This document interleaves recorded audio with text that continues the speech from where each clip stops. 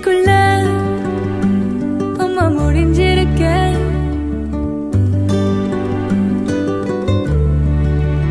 கௌதம் கார்த்திக் கூட தான் பேசிட்டு இருக்கோம் நம்ம பிகில் நிகழ்ச்சியில. பல விஷயங்களை வந்து டிஸ்கஸ் பண்ணிட்டு இருக்கோம். இதுல ஏஆர் ரஹ்மான் இன்னொரு god. Wow and wow factor தான். அண்ட் இந்த படத்துக்கு நீங்க சைன் பண்ணோன்னே உங்களுக்கு தெரிஞ்சிருக்கும் மணி சார் படம் தான் ஏஆர் ரஹ்மான் மியூசிக் தான். அண்ட் பாடல்கள்லாம் வந்த உடனே எங்களுக்கு வந்து நிறைய மியூசிக் வந்து ரொம்ப டிஃப்ரெண்டா இருந்தது. ஆனா மணி சார் எடுத்தோடனே பிடிச்சி போச்சு. மணி சார் வைரமுத்து ஏஆர் ரஹ்மான் இந்த காம்பினேஷன் வந்து all time hit, all time favourite combination. So பாட்டு எல்லாமே எடுத்தோடனே ஹிட் தான். இருந்தாலும் ஒன்னு ரெண்டு பாட்டெல்லாம் வந்து வேற ஜானர்ல புதுசா, அந்த ப்ளூஸ் மாதிரி ஒரு பாட்டு இதெல்லாம் புதுசா இருந்தது. அடியே ஃபார் எக்ஸாம்பிள். ஆனா ரெண்டு நாள்லயே அதெல்லாம் பயங்கரமா அடிக்ட் ஆக ஆரம்பிச்சிச்சு அந்த பாட்டுலாம்.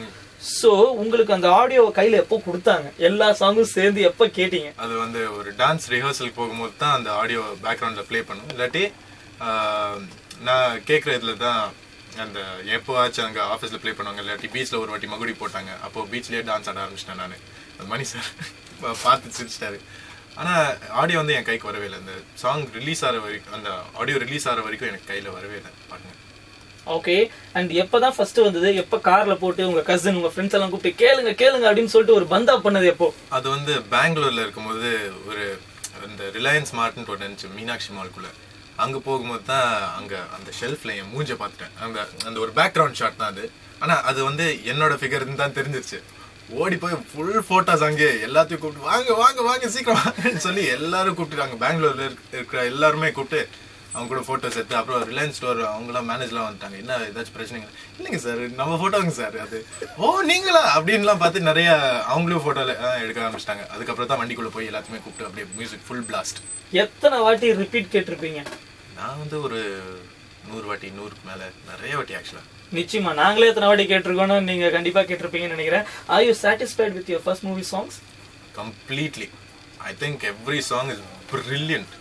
எல்லா பாட்டும் பாத்தீங்கன்னா ஒரு டிஃப்ரெண்ட் ஃபீல் இருக்கு. Complete different feel, different intensity, different Joy, different genre அப்படின்னு சொல்ல முடியும். எனக்கு நீங்க சொன்னீங்களே அப்படியே வந்து ப்ளூஸ் காஸ்பிள் அந்த மாதிரி, ஏலே கிச்சன் வந்து ஒரு ஃபோக் கண்ட்ரி, ஒரு மூங்கில் தோட்டம் வந்து ஒரு ட்ரீம் சாங், மகுடி வந்து ஒரு ஆக்ஷன் த்ரில்லிங் அட்ரெனலின் பம்பிங் சாங், அந்த மாதிரி எல்லாத்துக்கும் ஒரு அதுவரை எனக்கு ஒரு சென்டிமெண்டல் அட்டாச்மெண்ட் எல்லா பாட்டுக்கும் இருக்கு. அதனால எல்லா பாட்டும் சூப்பர். ஓகே, அப்போ ஒவ்வொரு பாட்டை பத்தி தனித்தனியா கேட்கலாமா? அவ்வளவுதான் சொல்ல முடியுங்க. துளசி பத்தி ஏற்கனவே ஆரம்பத்துல நம்ம பேசணும் கௌதம். இருந்தாலும் அவங்கள பத்தி இன்னும் சில விஷயங்கள் கேட்கணும்னு ஆசைப்படுறேன். இந்த படத்துல இன்னொரு ஹீரோயின் இருக்காங்களா? இல்லைங்க. இல்ல. இப்பயும் வந்து எப்படி தெரியுமா, இந்த கரண் தாப்பர் கேள்வி கேட்பாருங்க அரசியல்வாதிங்க கிட்ட. அப்ப அந்த உட்கார்ந்து இருக்க அரசியல்வாதிங்க எப்படி யோசிச்சு பதில் சொல்லுவாங்களோ, அவர் பேர் கரண் தாப்பர் தானே, டெவில் சர்டிபிகேட். அந்த மாதிரியே என்ன நீங்க நினைக்காதீங்க. நான் அந்த மாதிரி கிடையாது. ஓகே, நான் அவன் கிடையாது. நல்ல ஒரு உண்மையான பதில் சொல்லணும்னு தான் அப்படியே கொஞ்சம் நேரம் எடுத்து நல்லா யோசிச்சு அப்புறம் சொல்றீங்க. ஓகே, சோ துளசி மட்டும்தான் ஒரு ஹீரோயின் அப்படிங்கிற பட்சத்தில் இந்த படத்துல வந்து உங்களை பார்க்கும்போது ரொம்ப ஜாலியான பையன், துரு பையன் இருந்தாலும் அந்த ஒரு இடத்துல மட்டும் மென்மை வெளியே வருது. அது டயலாக்ஸ்லயும் தெரியுது, அரவிந்த் சுவாமியோட டயலாக்லயும் தெரியுது. நீங்களும் கொஞ்ச நேரத்துக்கு முன்னாடி சொன்னீங்க இந்த மென்மை போர்ஷன் அப்படிங்கறதுல மட்டும்தான் துளசியோட ரோல் இருக்குமா? அதை தாண்டி படம் முழுக்க உங்க கூட டிராவல் பண்ணுவாங்களா? கண்டிப்பா டிராவல் பண்ணுவாங்க. எனக்கு மணி சார் படம்னா எல்லா இடத்துலயும் ஒரு லிங்க் இருக்கு. கண்டிப்பா ஸ்டார்ட் டு ஃபினிஷ் அவங்க இருக்காங்க. ஓகே, இந்த படத்தை பத்தி நம்ம நிறைய விஷயங்கள் பேசிட்டு இருக்கும்போது உங்களுக்கு ஃபர்ஸ்ட் பாராட்டு இந்த படத்தோட இது அப்பா பாத்துட்டார படம்? அப்பா பாக்குறேன். சரி, இது வரைக்கும் பார்த்தவங்கல ஃபர்ஸ்ட் பாராட்டு யார் உங்களுக்கு கொடுத்தது? கண்டிப்பா மணி சார் தான். என்ன சொன்னாரு? You've done a smashing job man, good job அப்படின்னு சொன்னாரு. அது சொன்னதுக்கு அப்புறம் மனசுக்குள்ள ஃபுல் சந்தோஷம். வேற என்ன? சரி, ஷார்ட்லாம் எடுக்கும் போதெல்லாம் சொல்ல மாட்டாரு அடிக்கடி நீங்க நல்லா பண்றீங்க பண்ணலன்னு? நிறைய வாட்டி சொல்லியிருக்காருங்க. ஆனா அது வந்து அந்த ஷார்ட்டுக்காக நல்லா எஃபர்ட் போட்டிருக்கேன் அந்த மாதிரி தான் யோசிச்சிருக்கேன். ஆனா அவர் வந்து I've seen this, you've done a good job அப்படின்னு சொல்லும்போது அப்பா அந்த ஃபுல் எஃபெக்ட்லயே நல்லா வந்திருக்கு, எஸ் அப்படின்னு தோணுச்சுங்க. நீங்க படம் முழுக்க பாத்துறீங்களா கௌதம்? நான் பார்த்துருக்கேன். ஓகே, ஃப்ரைடே தான் பார்க்க போறீங்களா? ஆமா. அதுக்கு முன்னாடி ஏதோ ப்ரிவியூ கேட்டு வாங்கணும் பார்க்கணும்ன்ற ஆசை இல்லையா? அது அவங்க கூப்பிட்டாங்கன்னா ஓடி போயிடுவேன். அதுவும் இருக்கு மனசுல. ஓகே கௌதம், கிக் பாக்ஸிங்லாம் நீங்க கத்துந்திருக்கீங்க, சைக்காலஜி படிச்சிருக்கீங்க, ஜங்கிள் ரெஸ்டாரண்ட்ல ஒர்க் பண்ணிருக்கீங்க, மாடலிங் பண்ணிருக்கீங்கன்னு கேள்விப்பட்டேன். நாங்க ஏதாவது பாத்துருக்கோமா இதுக்கு முன்னாடி உங்களை? இல்ல அது வந்து ஒரு ஒரு ஸ்மால் கம்பெனி தான், கேலக்ஸன்ட். அப்போ ஒரு மிஸ்டர் பெங்களூர் மாடல் ஹண்ட் அப்படின்னு வச்சிருந்தாங்க. அதுல வந்து ஒரு ஸ்மால் மாடல் ஹண்ட் தான். ஒரு 4 months போயிருந்துச்சு. அதுல வந்து ஃபைனல்ஸ்ல ஜெயிச்சுட்டு ஒரு ஃபிளாட் ஸ்கிரீன் டிவியும் ஒரு பைக் வாங்கிட்டு போயிட்டேன். அம்மா வாங்கி கொடுத்த பைக் இல்லாம இது ஒன்னு எக்ஸ்ட்ரா. எஸ். ஓகே, நீங்க 2 விட்டு ஓட்ட மாட்டீங்க. எனக்கு தெரிஞ்சு மேலே நடக்கலாம், பைக் மேலே அத்தனை பைக் வச்சிருக்கீங்க. ஓகே, நீங்க வந்து யாருன்றத எங்களுக்கு காட்டாமே வச்சிருந்தார் மணி சார். அண்ட் காட்டாம வச்சது மட்டும் இல்லாம நீங்க யாருன்றத எல்லாரும் கேள்வி கேட்கிற அளவுக்கு சில விஷயங்கள் நடந்தது. ஏன்னா உங்களுடைய போட்டோஸ் வந்து ரிவீல் பண்ணும்போது நீங்க சொன்ன மாதிரி ஆடியோ சிடில ஆகட்டும், இல்லாட்டி போஸ்டர்ஸ்ல ஆகட்டும், உங்களோட பேக் ஷாட் நீங்க சொன்ன மாதிரி உங்க ஃபிகர் மட்டும் தான் தெரியற மாதிரி இருந்தது. உங்க ஃபேஸை பாக்குறதுக்கு மீடியாவும் சரி மக்களும் சரி அவ்வளவு ஏங்குனாங்க. கார்த்திகோட பையன் போட்டோஸ்னு நெட்ல சர்ச் பண்ணாதவங்களே இருக்க மாட்டாங்க, ஆன்லைன்ல உட்காந்துருக்காங்க அவ்வளவு பேர். ஏன்னா இப்ப எங்களுக்கு எல்லாம் ஒரு புத்தி இருக்குது, நாங்க பாக்குறோமோ இல்லையோ அடுத்தவங்களுக்கு நான் எடுத்து போட்டேன் பாரு அப்படிங்கறதுல ஒரு பந்தா இப்ப நிறைய பேருக்கு.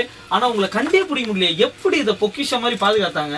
அது வந்து இந்த இண்டஸ்ட்ரி ஜாயின் பண்றதுக்கு முன்னாடியே அப்பா வந்து இந்த மீடியா பக்கத்தே போகாத அப்படி இப்படின்னு அவாய்ட் பண்ண அப்படி இப்படின்னு சொன்னாங்க. எனக்கு பாத்தீங்கன்னா ஸ்கூல்ல வந்து என்னோட ஜூனியர் வந்து பிரணாப் மோகன்லால் சார் பையன், அவனை சுத்தி நிறைய மீடியா இருக்கும். வர்ற போது நான் யூட்டர்ன் அடிச்சுட்டு ஓடிடுவேன். அந்த மாதிரி வளரும் போது ஃபேஸ்புக்கில் அஃப்கோர்ஸ் பிக்சர்ஸ்லாம் இருந்துச்சு. ஆனால் மணி சார் வந்து வில் கீப் யோர் ஐடென்டிட்டி சீக்ரெட்னு சொல்லும் போதே ஃபேஸ்புக்கில் போய் 2 நாள் எடுத்து எல்லா ஃபோட்டோஸும் டிலீட் பண்ணி எல்லாத்தையும் எடுத்துட்டேன். அதுக்கப்புறம் பார்த்தீங்கன்னா ரொம்ப ஈஸியான ஜாப் தான். இல்ல எனக்கு என்ன தோணுதுன்னா, பொதுவா படம் எடுக்கும் போது படத்துல சில சீன்ஸ் வைப்பாங்க, அந்த ஹீரோ பயங்கரமா பிளான் பண்ணி சில விஷயங்கள் செய்யற மாதிரி. இது படத்துக்கு முன்னாடியே பிளான் பண்ணி நிறைய விஷயங்கள் உங்க போட்டோஸை எடுக்கிறது இதெல்லாம் நடந்திருக்கு. அண்ட் உங்களுக்கு இதை ரிவீல் பண்ற வரைக்கும் இவ்வளவு பேர் எதிர்பார்த்தாங்கன்றது உங்களுக்கு தெரிஞ்சிருக்கும்ல, அந்த ஃபீல் எப்படி இருந்தது? அட நம்மள வந்து தமிழ்நாடு தேடுதியா அப்படிங்கிற அந்த ஃபீல் எப்படி இருந்தது? பயமா இருந்துச்சு, எங்கேயாச்சும் தப்பு பண்ணிடுவேனா இல்ல எங்கேயாச்சும் மாட்டிடுவேனான்ட்டு. ஒரு ஃபுல் அந்த ஒரு ரேபிட் எப்படி இருக்கும், அந்த ஒரு ஓனாய் வந்து அதை துரத்தும் போது அந்த ஒரு ரேபிட்கோட அந்த பயம் எப்படி இருக்கும், அந்த ஒரு என்ன சொல்றது ஒரு ப்ரே அந்த மாதிரி தான் இருந்துச்சு.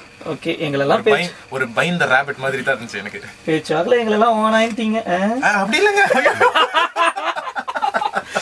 சரி விடுங்க, ஓனாயா இருந்துட்டு போயிடலாம், ஒன்றும் பிரச்சனை இல்ல, ஜஸ்ட் சும்மாதான். எனிவே நீங்க வந்து நல்லா பேசுறீங்க, நல்லா வந்து ஜாலியா பழகுறீங்க, அதனால நிச்சயமா சில தொல்லைகள் உங்களுக்கு இருந்திருக்கும். ஏன்னா நீங்க ஷூட் போகும்போது வெளியில போகாமையே இருந்திருப்பீங்க, வெளில எல்லாம் உங்க ஃப்ரெண்ட்ஸ் கூப்பிட்டுருப்பாங்க, எல்லாம் இருந்திருக்கும். இத பெரிய கஷ்டம். இந்த ப்ராஜெக்ட் முடிகிற வரைக்கும் அதாவது கண்ட்ரோல் பண்ணியிருந்தீங்களா, எங்க வெளியே போக கூடாதுன்னா? 2 வருஷமா எங்கேயும் போலீங்க. எங்க மணி சார் கூப்பிட்டாரோ அங்கதான் போயிருக்கேன், வெளியே போல. அப்பப்போ பெங்களூருக்கும் போவேன், எனக்கு அங்க ஒரு வீடு இருக்கு. பெங்களூர்ல நான் ஃப்ரீ, எனக்கு யாருக்கும் அவ்வளோ நம்ம தமிழ் இண்டஸ்ட்ரி பத்தி சினிமால தான் பார்த்துருக்காங்க, அவங்க வந்து வெளியெல்லாம் பார்க்க மாட்டாங்க. எனக்கு இங்கே தான் மெயினாக ஆக்டர்ஸ் எல்லாம் இங்கே தான் இருக்காங்க. அப்போ ரோட்ல எல்லாருமே பார்த்துட்டே இருக்காங்க. பெங்களூர்ல ஜாலியாக ஃப்ரீயாக சுற்றலாம், நிறைய ஃப்ரெண்ட்ஸும் அங்கே இருக்காங்க. அதுக்கு பெங்களூர்ல நல்லா சுற்றுவேன். ஆனால் திருப்பி இங்கே வந்து குவாய்ட் லாக் ஆயிப்பீங்க. Lock. Okay, hello FM 106.4 Gautham Karthik நம்ம கூட பேசிட்டு இருக்காரு.